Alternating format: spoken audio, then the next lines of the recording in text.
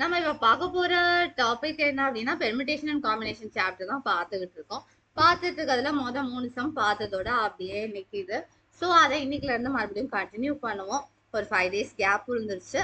It's okay. இனிமேல் நம்ம கண்டினியூவா நம்ம பார்க்க முயற்சி பண்ணுவோம். ஸோ இந்த சாப்டர்ல வந்துட்டு நான் பார்த்துட்டு இருந்தது வந்து எக்ஸசைஸ் 6.1 பார்த்துட்டு இருந்தோம். அதுல ஒரு 3 சம்ஸ் கம்ப்ளீட் பண்ணியிருந்தோம்.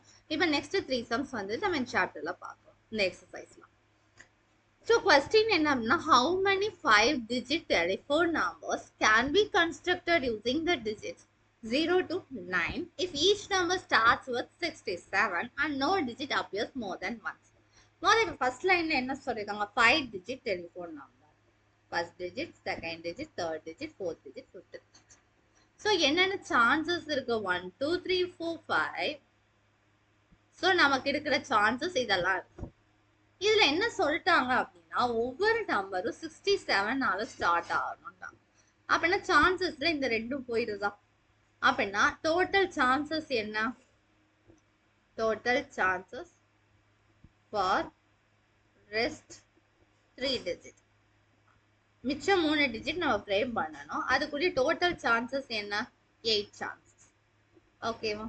ஸோ இதுல ஒன்று ஃபிக்ஸ் பண்ணிட்டோம் அப்படின்னா அதுக்கடுத்து எத்தனை சான்சஸ்? 7 சான்சஸ். அப்புறம் இதை ஃபிக்ஸ் பண்ணிட்டோம்னா இதுக்கு எத்தனை சான்சஸ்? 6 சான்சஸ்.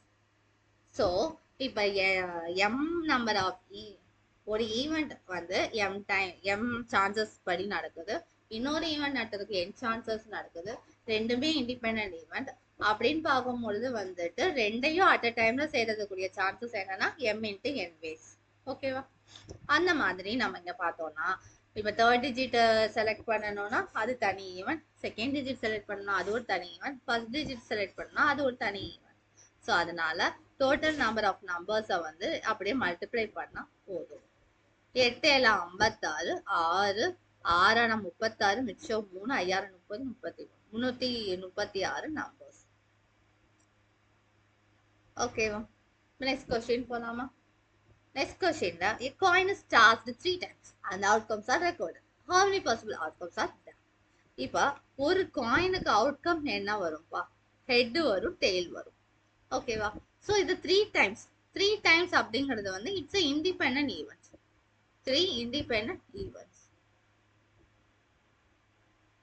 பிகாஸ் வந்து காயினை வேற வேற டைம் தான் டாஸ் பண்ண போறோம். முதல் டாஸிங்க்கும் செகண்ட் டாஸிங்க்கும் no comparison. So 3 independent events.